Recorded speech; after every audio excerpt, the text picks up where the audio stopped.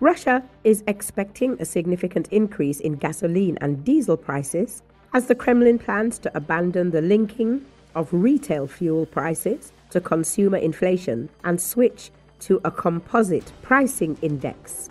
This was reported by the Foreign Intelligence Service of Ukraine.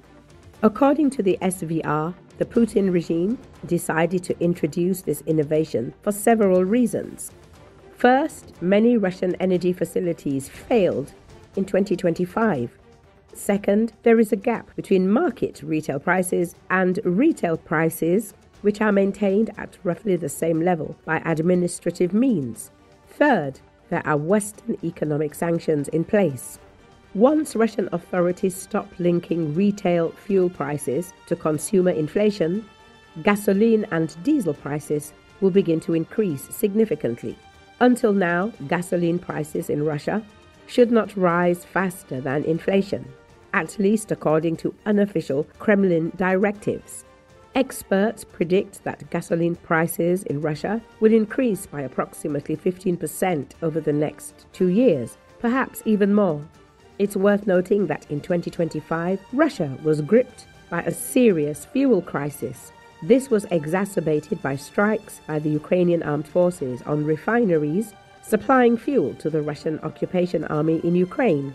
Furthermore, Russian refineries are backward in technology and production structure. Matters reached the point that in September, the Kremlin banned gasoline exports. Russia is forced to sharply increase its gasoline purchases from Belarusian companies. According to media reports, sales of gasoline from Belarus at the St. Petersburg International Mercantile Exchange increased by almost 50% in October of this year. This trend continues in November. Recall, since early August 2025, Ukraine has been conducting a long-range bombing campaign targeting the oil and gas industry infrastructure that fuels the Russian war economy. This air offensive has proved highly successful, leading to reduced export revenues and gasoline shortages across Russia. However, while what many Ukrainians refer to as drone sanctions are clearly adding to the Kremlin's economic woes, this is unlikely to spark any kind of meaningful domestic Russian opposition to the ongoing invasion of Ukraine. While the Kremlin is understandably eager to conceal the scale of the damage caused by Ukraine's energy sector attacks, there can be little question that the strikes conducted in recent months are bringing Putin's invasion home to ordinary Russians. In early October, the Paris-based International Energy Agency downgraded its outlook for Russia and assessed that the impact from Ukrainian drone strikes will suppress Russia's refinery processing rates until at least mid-2026. Meanwhile, car owners across Russia are being forced to queue for gasoline amid supply issues not witnessed since the dark days of the early 1990s. The current wave of fuel shortages is undermining Kremlin efforts to shield the Russian population from the negative consequences of the war in Ukraine. Putin has been careful to limit the impact of the invasion on ordinary Russians, with military recruitment concentrated on disadvantaged regions of the country, prison populations, and financially motivated volunteers. This approach is very much in line with the unwritten social contract that has evolved during the 25 years of Putin's reign, whereby he offers the Russian public higher living standards in exchange for curtailed personal freedoms and political passivity. Under these circumstances, it is not out of the question that gasoline protests will once again sweep across Russia.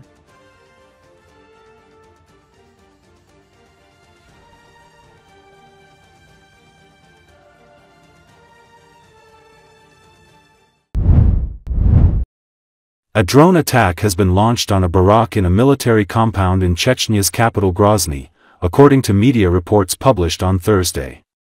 The barrack is located in the base of the 78th Special Purpose Motorized Regiment, known as Severokhmet, in Grozny. As a result of the attack, a roof of the barrack collapsed and one of the service buildings on the territory of the military compound on Kadirov Avenue caught fire, according to Astra Osint analyst who also shared the video footage of the attack. Video showing explosion and fires being shot has been shared in social media. Earlier, activists of the opposition movement NIWSO reported that the Ukrainian Armed Forces struck the military compound. According to the channel, the location of the 291st Motorized Rifle Regiment in the Shatoysky district was also attacked. In Chechnya, reports mention attack drones striking the grounds of the Akhmetsever regiment's military unit in the Baysangurov district of Grozny. Drone attacks have also been reported in the village of Bors, where military unit 65384, housing the 291st Guards Motorized Rifle Regiment of the Russian Army, is located. So far, there have been no official reaction from Ukraine or Russia Thursday's attack. It should be noted that Grozny is home to several bases belonging to pro-Russian Chechen fighters, known as Kadirovites. The attack marks the fourth reported strike against Chechnya since Russia launched full-fledged invasion of Ukraine in February 2022. It's worth noting that Chechen leader and Vladimir Putin's ally Ramzan Kadyrov said in September that peace was only possible if Ukraine becomes part of Russia.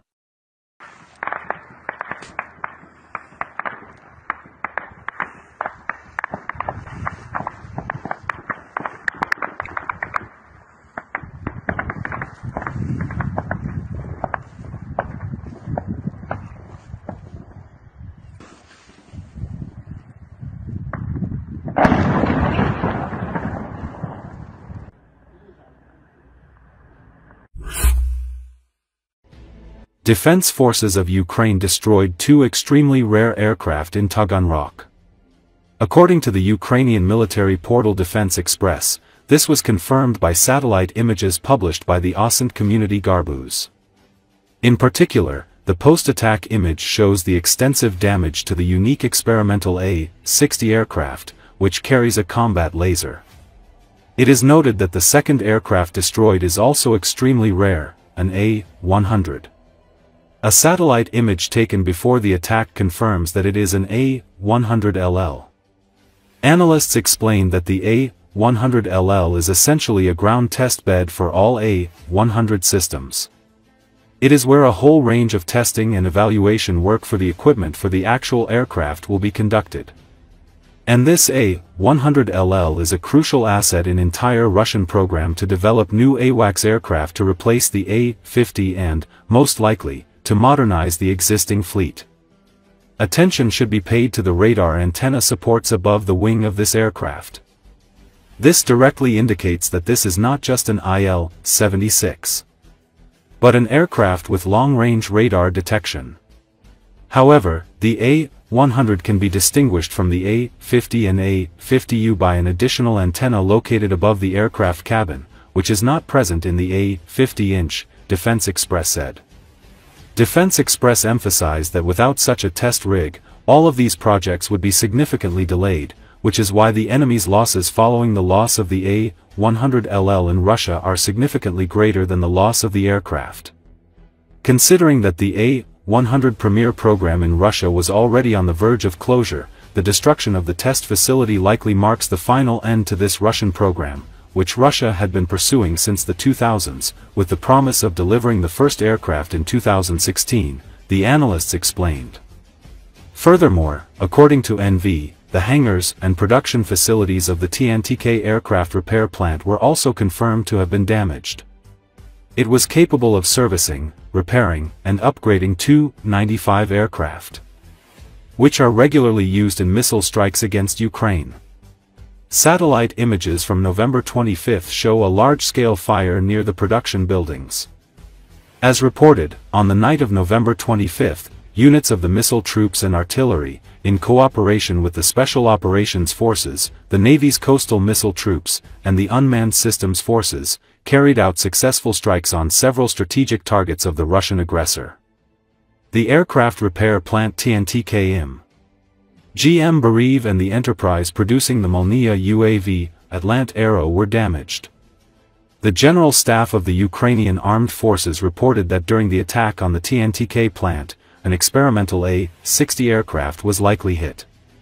Bars jet-powered UAVs and Neptune cruise missiles were used in the attack.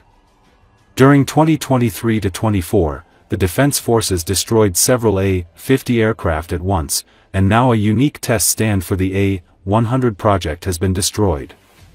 Defense Express suggests that after the latest attack, this project may finally die.